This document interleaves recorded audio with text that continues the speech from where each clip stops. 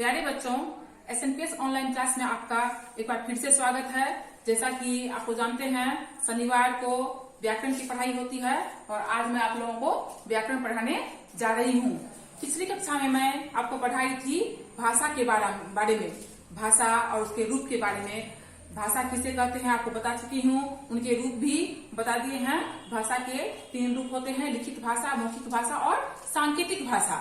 तो अब हम जानेंगे लिपि के बारे में। आखिर लिपि है क्या? भाषा में जो कुछ हम लिखते हैं उस लिखने का चिन्ह को ही हम लिपि कहते हैं, उस लिखने के चिन्ह को हम लिपि कहते हैं। तो जिस तरीके से हम लिखते हैं, कोई भी शब्द, कोई भी अक्षर को लिखते हैं, उस तरीका को ही हम लिपि कहते हैं। यहाँ पे लिपि की परिभाषा है, भाषा को लिखने के लिए जिन चिन्हों का प्रयोग किया जाता है उसे लिपि कहते हैं।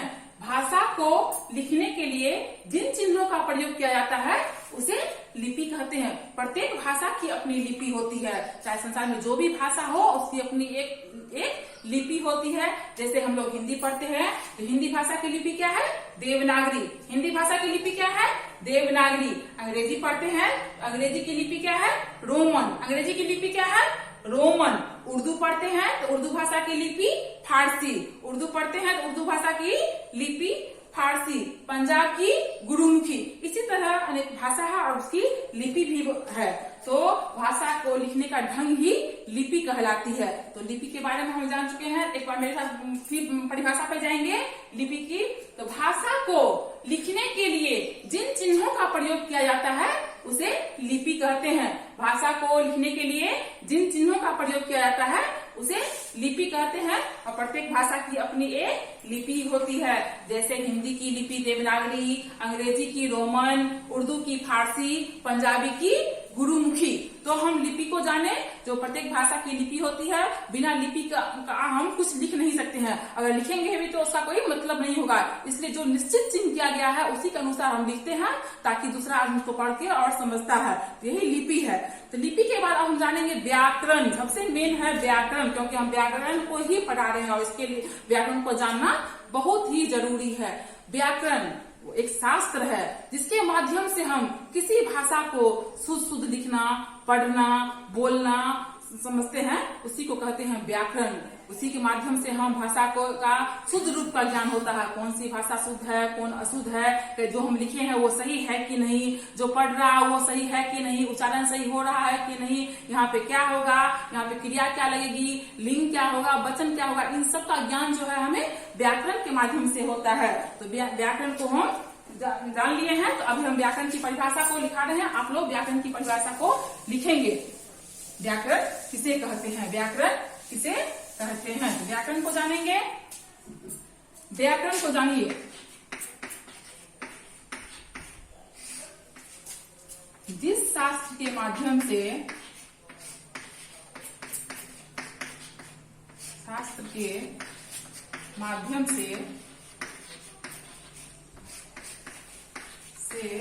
हम शुद्ध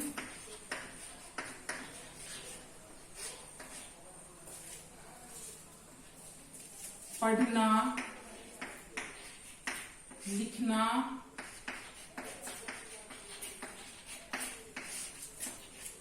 तथा बोलना सीखते हैं,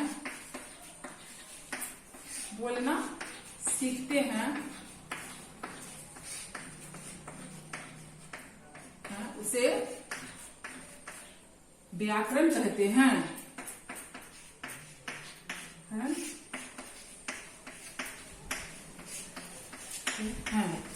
तो बच्चों, यहाँ पे परिभाषा है, जिस शास्त्र के माध्यम से हम शुद्ध बोलना, पढ़ना, लिखना सीखते हैं उसे व्याकरण कहते हैं। मैंने आपको अभी बताई हूँ, जो व्याकरण की मदद से ही, व्याकरण की जानकारी से ही हम भाषा को शुद्ध पढ़ते हैं, बोलते हैं, सीखते हैं और समझते हैं। बिना व्याकरण का सारा कुछ अशुद्ध ही रहेगा। तो व्याकरण को हम जान लिए हैं। जान लिए हैं, तो अब हम व्याकरण के अंग को जानेंगे। तो व्याकरण के आखिर अंग होते कितने हैं, व्याकरण के कितने पार्ट होते हैं, कितने अंग होते हैं। तो व्याकरण के 3 अंग होते हैं। कितने अंग होते हैं? 3 अंग होते हैं। कौन कौन? वर्ण विचार, शब्द विचार, वाक्य विचार। कौन कौन अंग होते हैं? वर्ण विचार, शब्द विचार और वाक्य विचार। जैसा कि नाम से ही स्पष्ट है, वर्ण विचार। वर्ण माने इसके अंतर्गत हम वर्णों के आकार, भेद, उच्चारण का अध्ययन करेंगे। वर्ण विचार के अंतर्गत हम वर्णों के आकार का, भेद का, उच्चारण का हम अध्ययन करेंगे। शब्द विचार के आता है दूसरा शब्द विचार। शब्द विचार के अंतर्गत हम शब्द की उत्पत्ति, बनावट, विकास, उसका अर्थ, उसके बारे में हम जानेंगे। शब्द विचार के अंतर्गत, शब्द विचार के अंतर्गत हम शब्द की उत्पत्ति कैसे हुई, शब्द की बनावट के आधार पर शब्द का कितना भेद है, शब्द का विकास कैसे हुआ, अर्थ क्या है शब्द का, इस सब का जानकारी हम जो है शब्द विचार के अंतर्गत करेंगे। अब है वाक्य विचार। शब्दों के मेल से ही वाक्य बनते हैं, तो वाक्य की बनावट, भेद तथा उसका उस रूपाचरण के बारे में हम वाक्य विचार के अंतर्गत जानेंगे। तो व्याकरण के कितने अंग होते हैं? 3 अंग होते हैं। व्याकरण के कितने अंग होते हैं? बच्चों नोट कीजिए आप लोग। व्याकरण के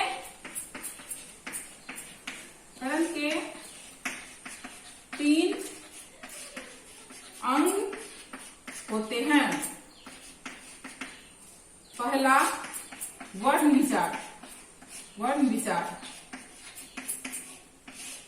दूसरा शब्द विचार। तीसरा वाक्य विचार।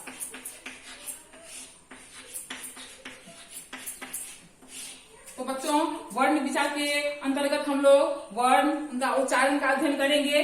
शब्द विचार के अंतर्गत हम लोग शब्द के अर्थ, उसकी बनावट पर विचार करेंगे। वाक्य विचार के अंतर्गत हम लोग वाक्य को जानेंगे, आखिर वाक्य कैसे बनता है इसके बारे में हम लोग जानेंगे। तो ये पहला अध्याय में आपका इतना ही है, भाषा और व्याकरण और व्याकरण के अंग ये हम पढ़ा चुके हैं। आप लोग जो है पेज नंबर 7 में प्रश्न उत्तर दिया गया है, उसको आप लोग जो है नोटबुक में बनाएंगे। ये पेज नंबर 7 में आपका प्रश्न उत्तर है। आप पहले सुनेंगे मेरी बातों को। यहाँ पे कौन नंबर में दिया हुआ है? सही विकल्प पर निशान लगाइए, सही विकल्प पर निशान लगाइए। भाषा का कौन सा प्रकार सही नहीं है? यहाँ पे दिया हुआ भाषा का कौन सा प्रकार सही नहीं है? मौखिक, लिखित, सांकेतिक, प्रायोगिक। क्या है? प्रायोगिक। यहाँ पे 4 ऑप्शन आपको दिया गया है, जिसमें हम 3 ऑप्शन आपको बढ़ाए हैं। मौखिक, लिखित, सांकेतिक। चौथा गलत है, प्रायोगिक नहीं होता है, तो ये सही नहीं है। भाषा का पूरा ज्ञान कराता है। कौन कराता है पूरा ज्ञान? अभी तुरंत बताए भाषा का पूरा ज्ञान कौन कराता है। यहाँ ऑप्शन दिया हुआ है पुस्तक, व्याकरण, वर्ण और शब्द। इसमें सही उत्तर क्या होगा बच्चों? बताओ। अभी तुरंत बताए हैं। हाँ बिल्कुल सही बोल रहे हो। व्याकरण, व्याकरण के ज्ञान से ही हमें भाषा का पूरा ज्ञान होता है। व्याकरण के कितने अंग होते हैं? जस्ट अभी तुरंत बताया है, व्याकरण के 3 अंग होते हैं। कितने अंग होते हैं? 3 अंग होते हैं। यहाँ देख लीजिए, वर्ण विचार, शब्द विचार और वाक्य विचार। यहाँ पे आपको आंसर मिल गया, व्याकरण के 3 अंग होते हैं। अब ख नंबर में आइए। ख नंबर में है खाली स्थानों को भरिए। क्या है? खाली स्थानों को भरिए।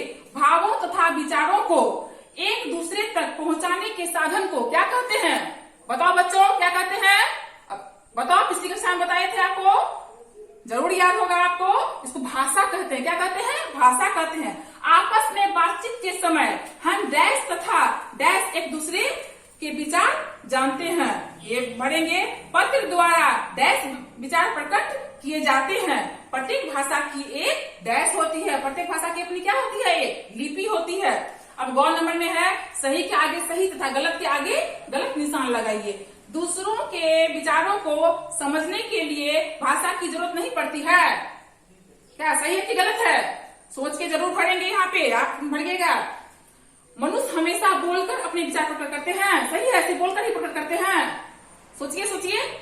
हाँ बिल्कुल सही सोच रहे हैं आप। इसका जवाब जो होगा लिखिएगा। हमारी राष्ट्रभाषा अंग्रेजी है। बताइए, कितना आसान सवाल है। हमारी राष्ट्रभाषा अंग्रेजी है। आप लोग को भी हंसी आती होगी। क्या है हमारी राष्ट्रभाषा? जो है वो लिखिएगा। व्याकरण के बिना भाषा का शुद्ध ज्ञान नहीं हो सकता है। सही है कि गलत है? ये आप सोचिए और यहाँ पे निशान लगाइएगा। बोलना भाषा का रूप नहीं है। क्या रूप है कि नहीं है? जरूर इस पे सही है कि गलत है निशान यहाँ पे लगाइएगा। अब है ऐसी भाषाओं के नाम लिखिए जिनके नाम निम्नलिखित वर्णों से शुरू होते हैं। म से, त से, जो सब भाषा का नाम शुरू होता है यहाँ पे आप लिखेंगे। अंगों नंबर में है निम्नलिखित प्रश्नों के उत्तर दीजिए। भाषा किसे कहते हैं, पिछली कक्षा में आपको लिखाए भी हैं, आप लिखेंगे भाषा के कितने रूप होते हैं। तो भाषा के कितने रूप होते हैं, 3 रूप होते हैं। हमारे देश की राष्ट्रभाषा कौन सी है, कौन सी है राष्ट्रभाषा, लिखेंगे यहाँ पे।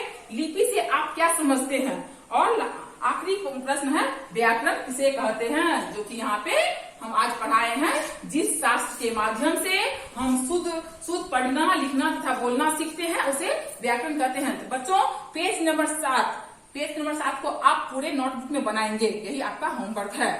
घर में रहिए, सुरक्षित रहिए।